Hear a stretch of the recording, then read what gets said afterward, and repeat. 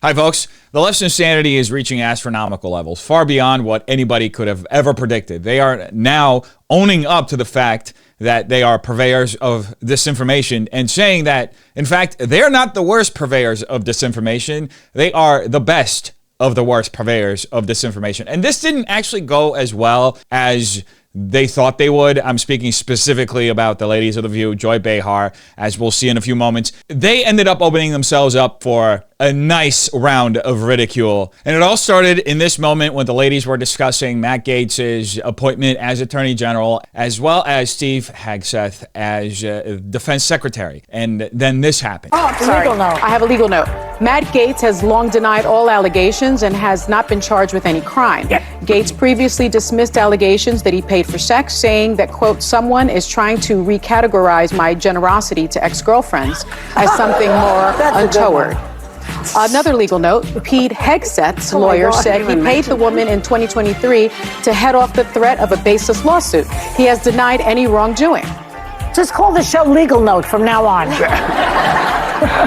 Or really long music. It's interesting that they can't go a day without having to fact check themselves. And also, it's interesting that they continuously end up having to pause the show so they can fact check themselves. And these fact checks are coming directly from the producers of the show, putting it in a prompter so that they can read out verbatim what the facts of the situation actually are, because none of them have any commitment to the facts whatsoever.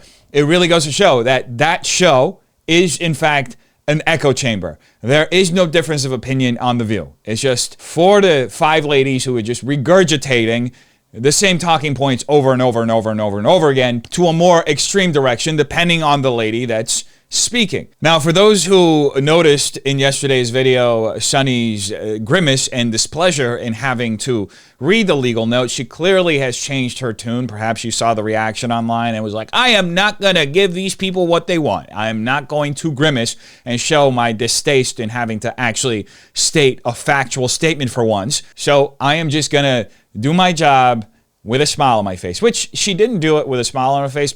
It doesn't really matter whether she did it or not, but clearly today she wasn't grimacing as much as she was the first time she had to do it. Anyway, shortly after that, there was a broader discussion about the fact that the ladies of The View keep constantly getting fact-checked by their own producers.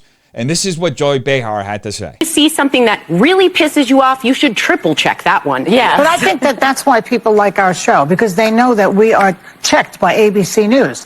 But We're checked by everybody. Yeah, I mean, if we're wrong, we have, you know, the legal note here. The human legal But we went from Walter Cronkite, basically, to this guy, Joe Rogan, who believes in dragons. I checked it. He believes in dragons? He believes in dragons. Did you triple source that? Yes, I did. And he also thinks that dragons, like, I guess, like dinosaur type of animals, roamed the earth when people did. So this is the type of really, really bad information that's going out there. So here we have Joy Behar discussing disinformation on their show and saying, thank goodness that we are on ABC News and we have fact checkers who are constantly forcing us to correct all the disinformation that we've been purveying out there, which is a lot. We basically get fact checked every day. And then she proceeds to say, hey, but we're better than the Joe Rogans of the world. And then she goes off into a diatribe that is purely and patently false. Anybody who's ever watched the Joe Rogan Experience knows that Joe Rogan will discuss esoteric topics. He will dabble in the conspiracy theory, but everything he discusses on his show, he discusses with a level of skepticism. I've been listening to his show for a good portion of like 6 to 8 years, and I think that he's only discussed dragons maybe like once or twice, and I can't for the life of me imagine that Joe Rogan would actually go out and say, yes, I believe in dragons. Dragons are real. There's one in my studio right now. It's just not something that has actually ever happened, but then again, we are witnessing The View, and they just say whatever comes to mind, hoping that the producers over at ABC aren't fact-checking them consistently. Which, by the way, we should look at the fact-checkers over at ABC with a heavy level of skepticism, because these are the same fact-checkers that during the Kamala-Donald Trump debate only fact-checked Donald Trump, and in fact got at least 1 or 2 of the fact-checks completely wrong, so much so that Donald Trump fact-checked them while they were fact checking him, and they doubled down on the fact check, and then later on got completely lambasted by the entirety of the media apparatus because they were wrong. Anyway, shortly after that, Whoopi Goldberg threw in her 2 cents, and it's as brain dead as you could imagine. How do we try to talk to each other? Unfortunately, I will have to say, How? The other side, I think, has driven people away because it's not just discourse. It's nasty name calling and coming after your family and I'm going to do this to you. And I don't think anyone should have to take that from anybody if they don't have to. Yeah. Well, so I think a lot of Republicans who also are getting that because they have opinions that may differ from what is being said. They're moving as well. Whoopi couldn't be more wrong. Obviously, she's only looking at this whole situation from her perspective. There is harassment and all sorts of name calling from both sides. Personally, I see it primarily from people on the left. People on the right do it as well. It's something that's just the nature of the internet. You put your opinions out there. People are going to have opinions on top of your opinions. They're going to have opinions about you for having those opinions. It's just an opinion mill. That's what the internet is. And to just say it's just one side of the conversation, you're just showing that you're purely biased and you have no commitment to the truth, or you're in such a deep echo chamber that you don't actually see when your side does the things that you're accusing the other side of doing. Also, she's patently wrong about Republicans switching sides because of this not falling in line with the opinions of the mainstream Republican Party. If there are any Republicans that are switching sides, it's the Cheneys, it's the neocons like Nikki Haley, the people that, to be honest with you, I don't think most Republicans want them because they're all war hawks, warmongers. They're the kind of people that lied this country into the war in Iraq.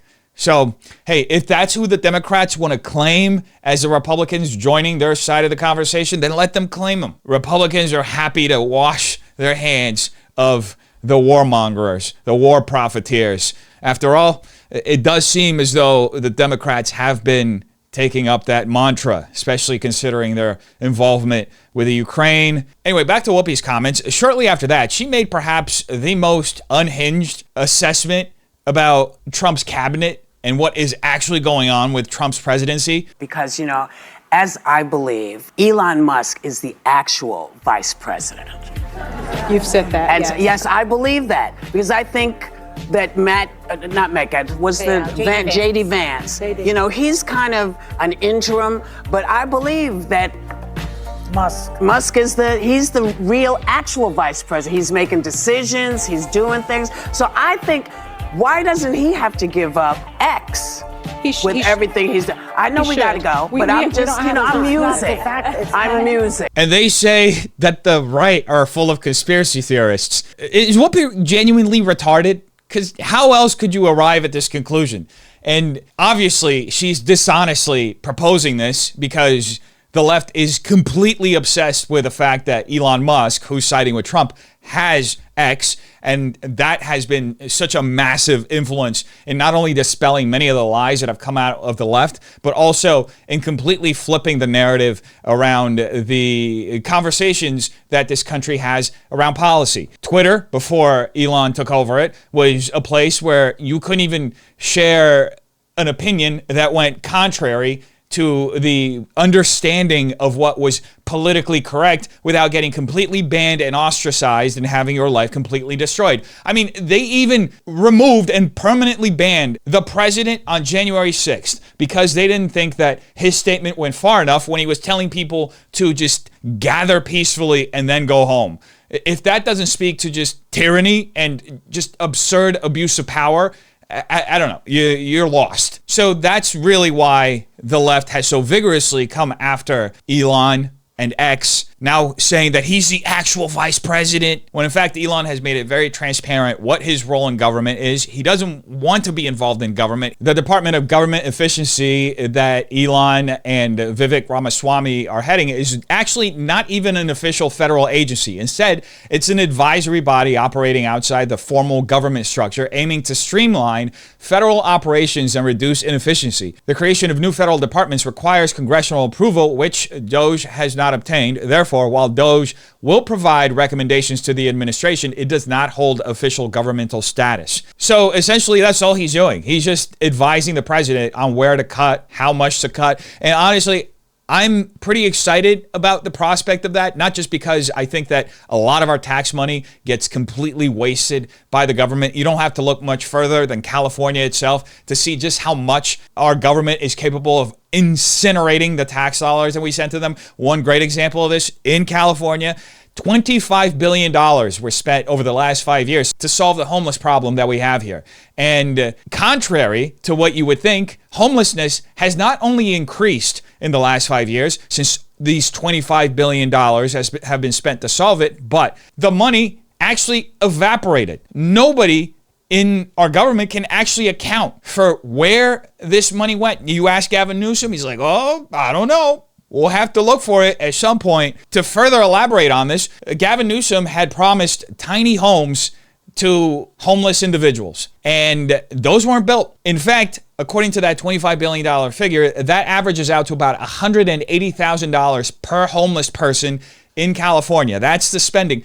Those tiny homes would have come in at $30,000 each, which would have put that budget at $18 billion, which is still a lot of money, but they would still have the homes if those homes had been built. So there is clearly a whole hell of a lot of wasteful spending in our government. There are agencies with tens of thousands of bureaucrats that don't do absolutely anything. Just so you have another idea of the bloat in our government, recent reports have highlighted that approximately 10% of the U.S. federal civilian workforce is currently working fully remotely with no regular in-person attendance.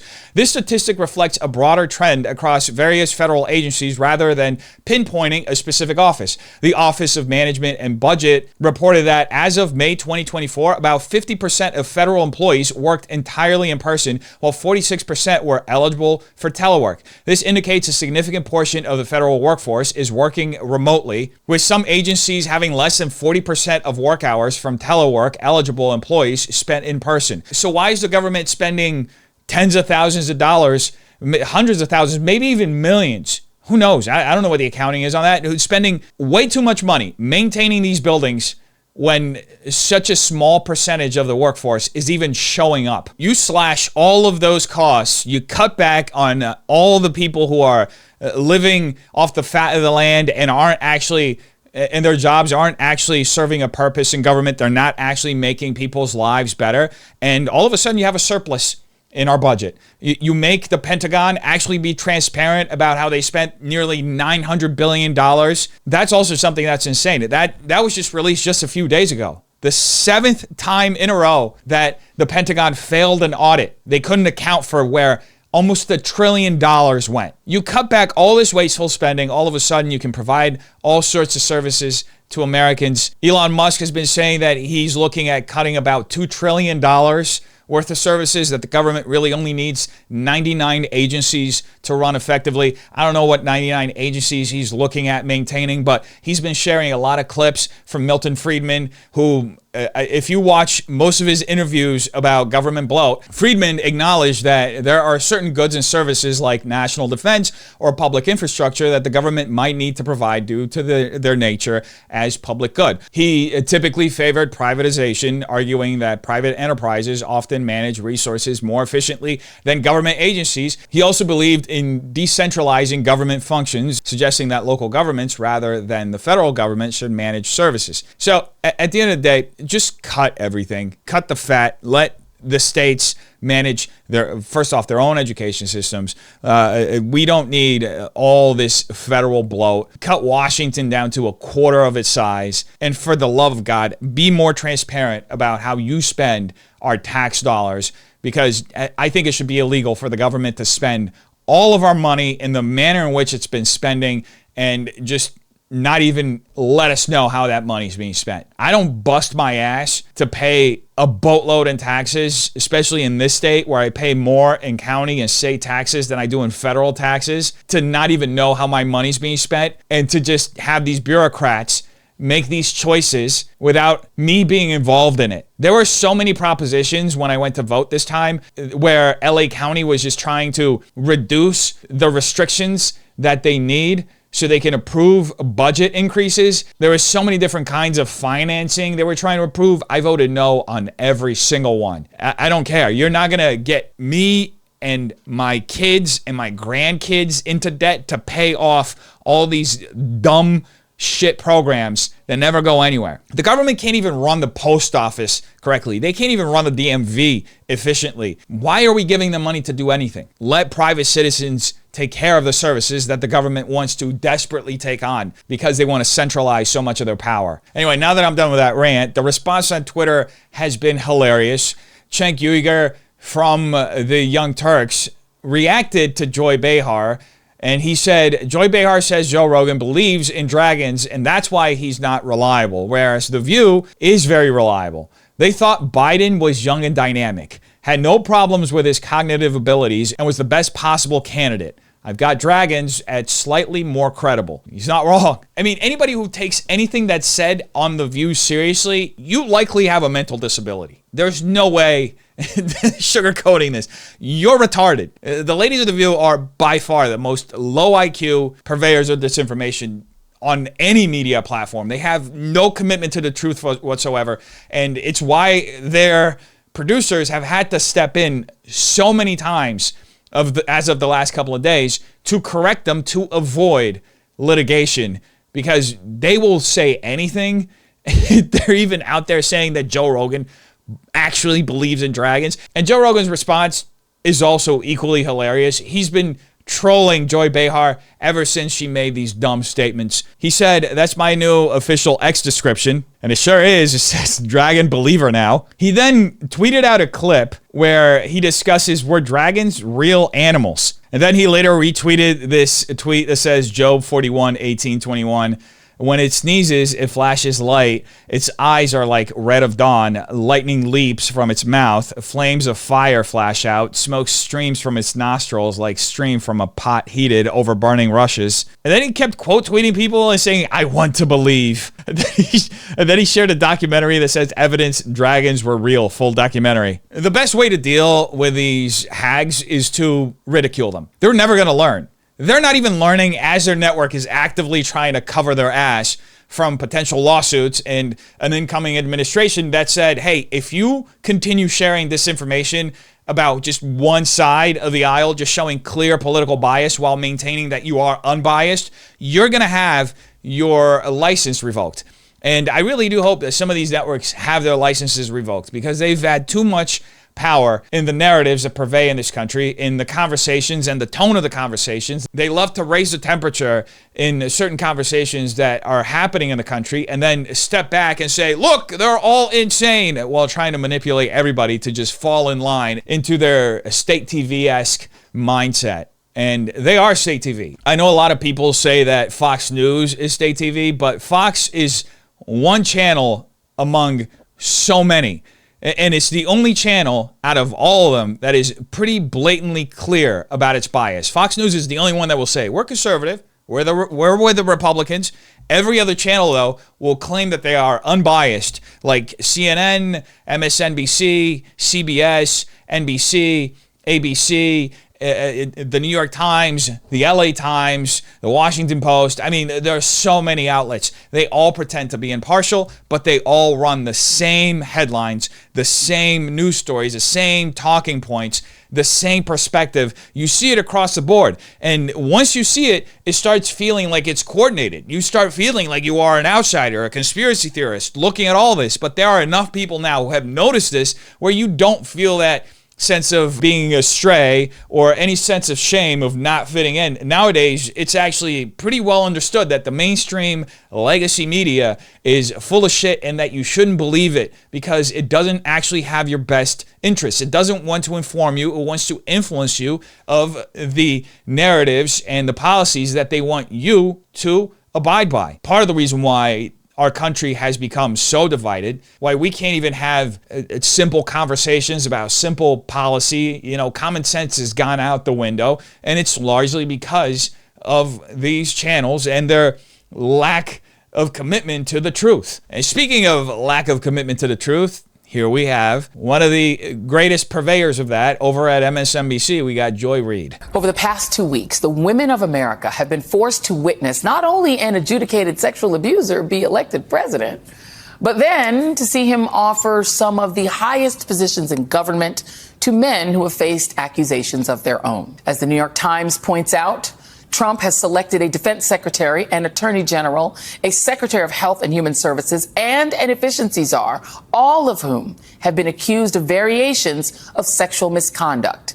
And like the president-elect, deny them. This has only added to the pain and fear that a lot of women have already been feeling in the aftermath of the election, on top of facing an onslaught of online abuse and harassment, with phrases like, "Your body, my choice," and "get back to the kitchen" surging across social media. And with so much still unknown, you probably have a lot of questions about what a second Trump administration will mean for women, what it will mean for access to basic reproductive care, to birth control, IVF, even no-fault divorce, and how to best protect yourselves through all of it. The fear-mongering, folks, it has not stopped. They are trying to rev up the engine and just get you to be scared. Be very, very scared, because that's how they get to control you, you know? Fear is one of the most powerful emotions. Fear and hatred, that's the easiest way to manipulate somebody into doing whatever the hell you want them to do.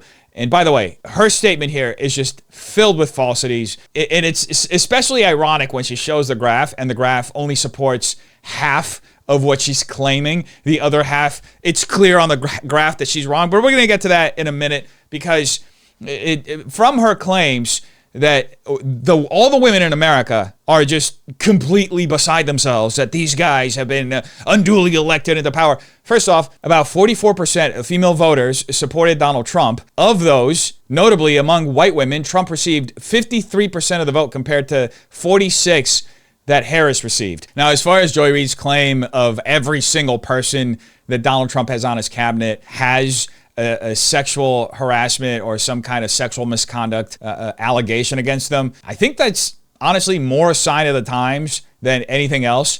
It just shows how easy it is in the post-Me Too world for somebody to make a sexual misconduct allegation, and that's immediately taken as a fact before there's any sort of allegation. In fact, in about 90% of these cases, it's proven, if there is a legal process, that there was no wrongdoing whatsoever.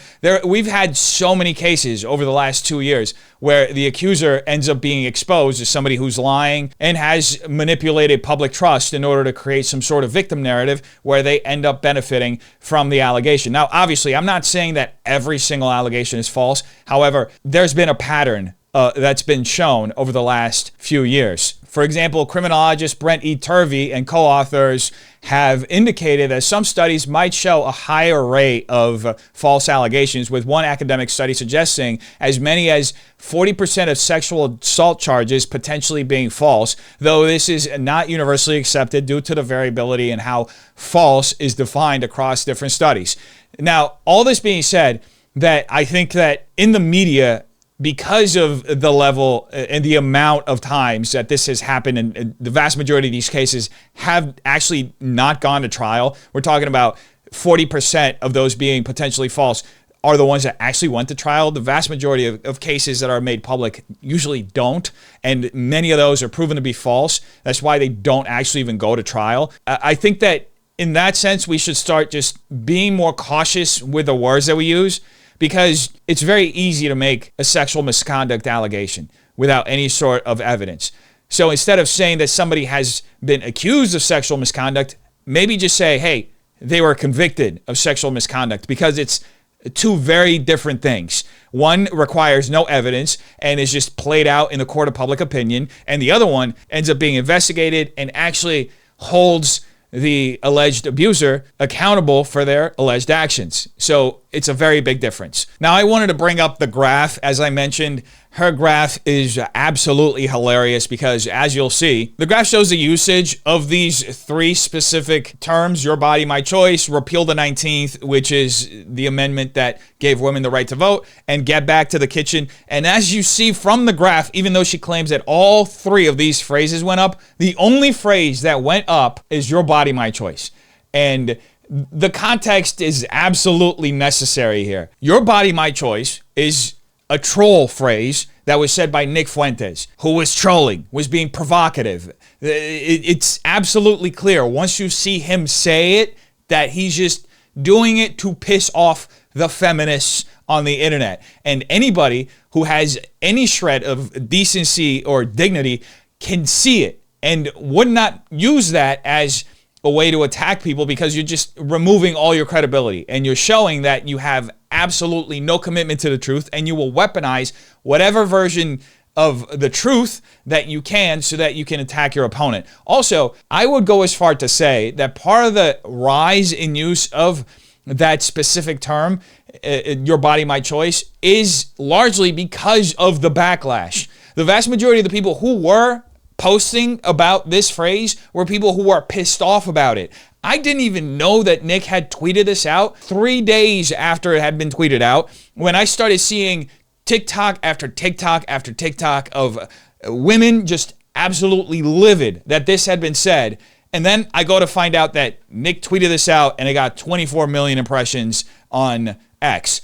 So it's hard to validate this point that, oh, misogynism reared its ugly head after Kamala Harris lost, when your only evidence of that is Nick Fuentes, who has been largely deplatformed. The vast majority of people on the right don't take him seriously. They don't associate with him because they find his rhetoric and a lot of his jokes unfunny, unserious, and harmful to their movement.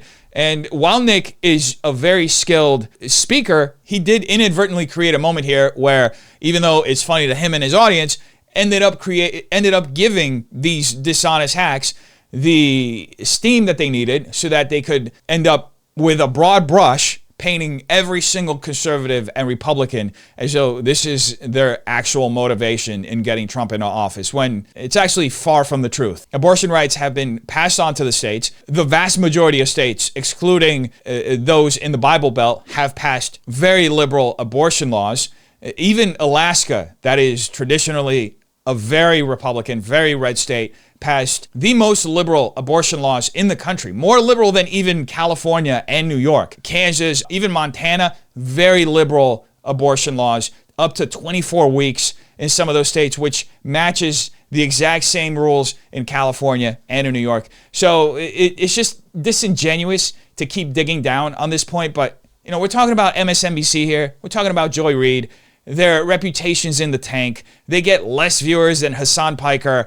And honestly, they deserve it, especially when you consider the last few points that Joy Reid makes. She talks about Republicans are going to come after your abortion, they're going to come after your IVF, and they're going to come after, which all of it is absolutely untrue. Trump has said that he's never going to sign a national abortion ban. In fact, even if he had the will to sign it, it wouldn't make it past both houses of Congress. The Senate would never vote for it. The Congress would never vote for it, because it would be political suicide for anybody on the right who voted for it. The whole idea was to pass it on to the states, which, funny enough, was the same stance that RBG, Ruth Bader Ginsburg, the formerly super ultra liberal feminist icon of the left, Supreme Court justice, had the exact same position. Leave it up to the states. Now, it's even more disingenuous because Trump was actually pushing during his election to have IVF covered by insurers. So to now flip the script in a very similar manner in which Kamala Harris flipped it during her campaign run and say that he's coming after IVF, when in fact he isn't. He was actually and is still advocating to have IVF covered by insurers because they want another baby boom.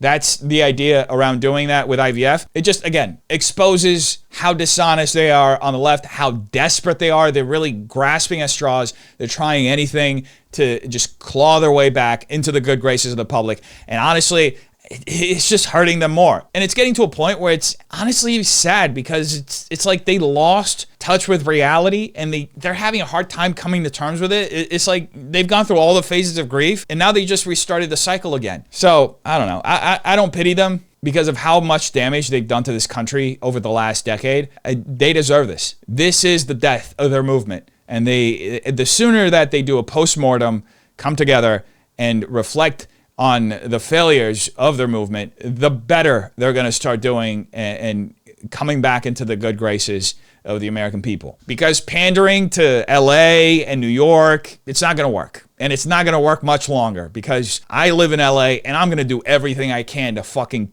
nuke this movement. Anyway, I'm not the only one who has seen this. In fact, there are a lot of conservative commentators who have made similar points to me. And there are also people on the left who are making very similar points. You have Bill Clinton, who did a postmortem recently, and I think it was with Goldberg, and he did talk about how the Democrats have to sit and reflect on their failures because what they've been doing isn't going to work anymore. And now we have someone else, Brian Williams, former NBC nightly news host, and he's saying pretty much the same thing. I think it's insulting when members of the working class, which the Democratic Party has lost entirely in our lifetimes, to insist the economy's doing great. A 12-pack of Bounty is $40. Rich folks don't feel that. Poor folks already switched to Sparkle during the during the lockdown. And I think telling them that the NASDAQ is gangbusters is further insulting. It's insulting. I think the biggest unforced error of the Biden administration by far was the border. To tell people it's not a problem is insulting. For the working class to see incoming migrants getting welcome bags, debit cards, and motel rooms is probably insulting as well. So there's a lot of work to do. You know, it was when they handed out camo hats that said Harris Walls, and the Democrats they were kind of charmed by that. Their party has gone quinoa, and the rest of America's eating at Cracker Barrel. And so it was kind of an ironic use of something millions of Americans put on their heads to start their day every day. Yeah, they need to reach out to America again and be less about what's called suicidal empathy, worrying so much about minority groups in society and in your party that you win the argument, but you don't win the election. Nah, they lost the argument and the election. Brian, though, made some very good points there.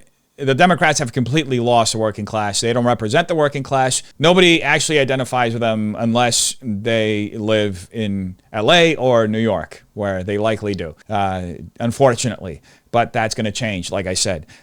But here's the thing. Brian hits the nail on the head. The Democrats have become the party of the elites. In fact, you don't have to look much further than this last election to see how much they represent the elites. Now, it's been a common narrative that Democrats have deployed to make the Republicans seem like elites, that they're backed by billionaires. When in this election, it became evident that it's actually the opposite, because Vice President Kamala Harris garners support from a significant number of billionaires. According to Forbes, 83 billionaires backed Kamala Harris compared to only 52 who supported Trump. So that's almost twice the amount of billionaires who are backing Kamala Harris. Some of them include Reid Hastings, who's the chairman of Netflix, Reid Hoffman, the LinkedIn CEO, George and Alex Soros, Bill Gates, Michael Bloomberg, the founders of Google, to just name a few. Another sign of just how elitist the Democrats have become. Kamala Harris spent over $1 billion in her campaign, folks. It's the biggest budget in presidential campaign history. She outspent Trump by $440 million. That's almost $500 million that she outspent Trump. And the vast majority of that money, you asked where to go, celebrity endorsements.